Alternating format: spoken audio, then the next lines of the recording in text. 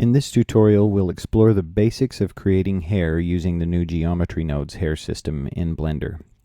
To start off with, I'm going to give us something a little more complex, so we're going to use Suzanne as our hair growing object instead of the default cube. And I'm also going to subdivide Suzanne at least once and shade her smooth, so that we have a little more material to work with and a little bit of a smoother object. So we're going to make this hair with the newer Geometry Nodes based system, and this system will only work if your object is properly UV unwrapped. So if you start seeing strange behavior or error messages during this process, check this first. I'm going to look at our UV editing workspace, and we can see that this object is well unwrapped, that we don't have faces overlapping each other. So this is a good use case. This will work well for putting hair on. Let's go back to our layout, and to start off with, we are going to add a curve.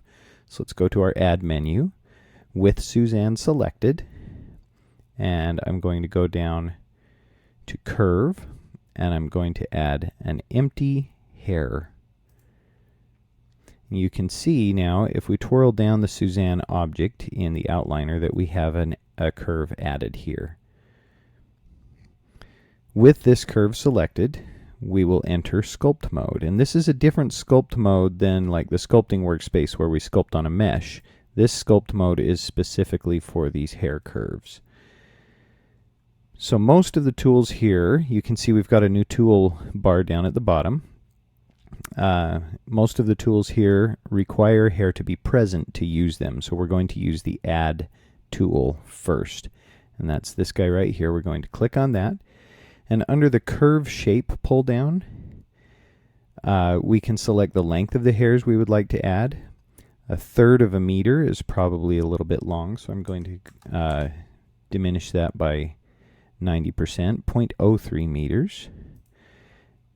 And we can also add the count. So by default, if I just start clicking and dragging, you can see that we're adding one hair at a time. I'm going to undo that, because for one thing, we're not symmetrical. I'm going to hit the little X next to our butterfly icon up here to turn symmetry on, and I'm going to add more hairs than this simultaneously. So I'm going to let's put this up to about 8, and now I can start painting hair in, and you can see that we just kind of get these stubbly hairs.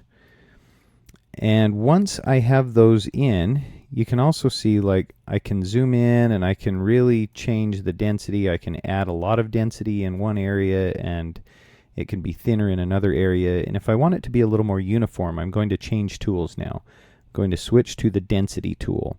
Once we have hair on the object, we can distribute it more evenly with this tool.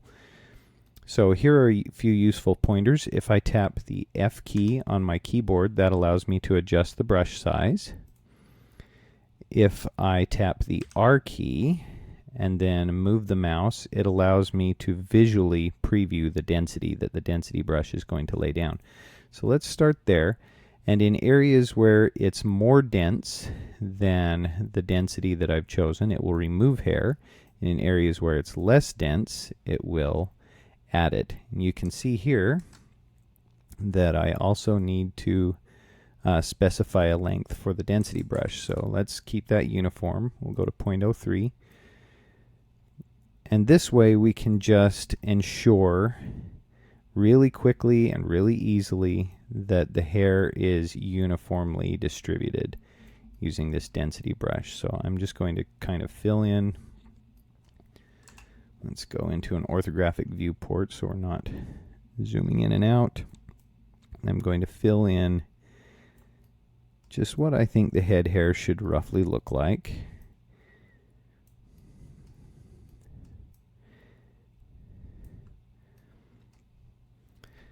So there's also this pull tips. It used to be called snake hook pull tips brush.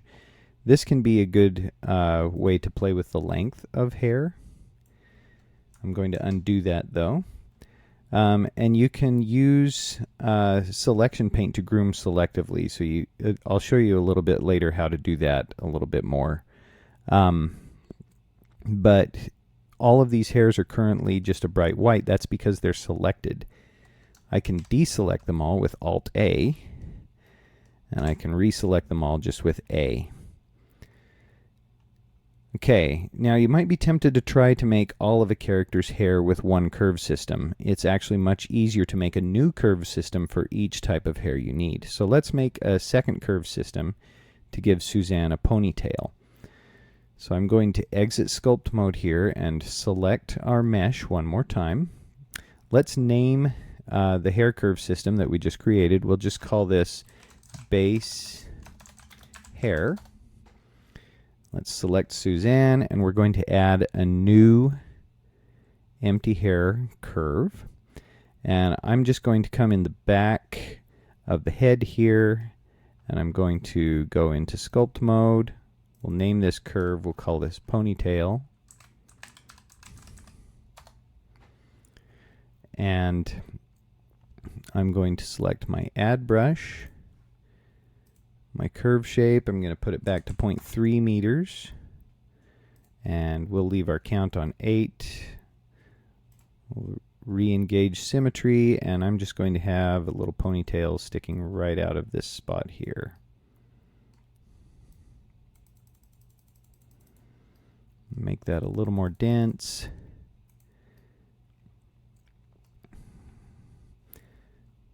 And I can also subtract if I think this went a little too far in one direction or another. That's probably a good start for a ponytail. Okay, now let's use our pull tips tool to kind of bring this out here.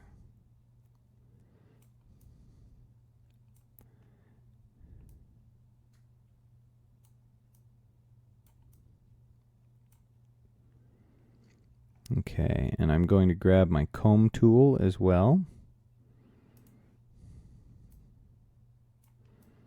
Kind of try to give that a little more sense of gravity happening. Now this is it's getting kind of messy in here. That's okay. We're going to be applying some presets to this that will take care of a lot of that problem in a little bit. So let's talk about how to select this object. So if I go to the select menu here, I can select just the endpoints. You can see with the white what that looks like, what I actually have selected here. And I can grow that selection by holding down, let's see, I think it's Shift A. Yes, Shift A. I can grow or shrink it. You can reduce it or grow it. Okay, so if I just have the endpoints selected here, I can now just manipulate those, or I can grab a little more of the ponytail and make it so that I'm not manipulating the endpoints. This can be really handy, especially when you're grooming hair that has a tendency to sink into the head or the object that it's growing out of. You can set it so that your selection doesn't affect the base of the hairs. And that way it's a lot harder to accidentally sink it into whatever object should be growing the hair. Okay, so we're now going to switch our viewport to rendered mode, and we're going to look at these hairs, and you can see that in a rendered mode they're kind of odd. They're sort of like billboards, and they're thick and weird looking. So we are going to fix this by dropping a modifier onto the hair. So let's go out of sculpt mode. Let's go into object mode so that we can select our objects. And I am going to open up our asset browser. And we're just going to go down to the hair assets. And we have all of these presets that we can drop onto our hairs. And this one down here, this last one, set hair curve profile, is a very important asset. So Let's click on that, and you can see that this made the hairs so that they're all kind of conical. And over here in the modifier stack, it gave us some controls over the hair. So the shape by default starts at 0.5, and let's I'm going to say that's a little too thick for our hairs, so let's put in 0.2.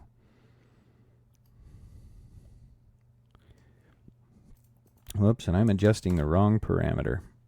Sorry, our radius is 0.1. Let's go 0.001. There we go. And that's a lot thinner, but maybe a little too thin. Let's go 0.002. I'm going to say that's a little bit better.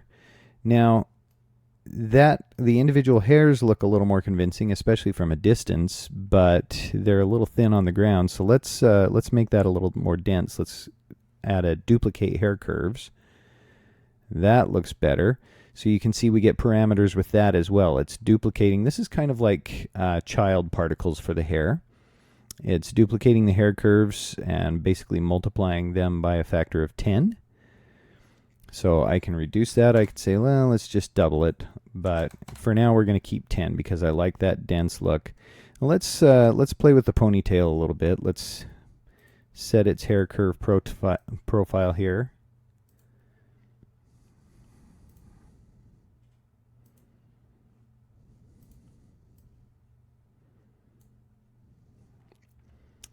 Okay, and let's set our radius 0.002. That's a little better. All right, and I might duplicate the hair curves on this one as well, but on this one I can see that made the ponytail a lot thicker. So we're going to reduce this radius from 0.1 meters to 0.01 meters. And you can see the difference with that on or off. All right, and I think I'm going to add a braid to this ponytail. So let's click that on there, and you can see we have a bunch of parameters for the braid now as well. We have a radius for the braid, and we have a frequency for the braid that we can increase or decrease. And basically we can start playing with that until we like how it looks.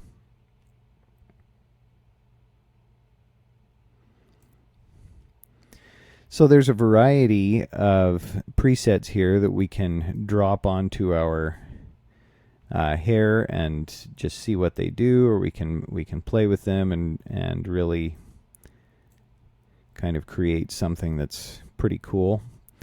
And it's very powerful because we get customizable parameters with each of those presets that we drop onto the hair. Now, lastly, let's talk about materials. It's very easy to add a material to these hair curves. You literally just select the curve, create a material for it, and instead of a principled BSDF, you'll usually use a principled hair shader, and from there you can choose the color that you want.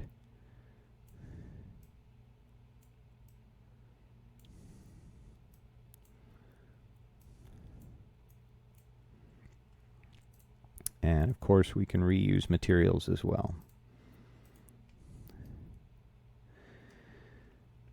So we're starting to get into the creation of hair.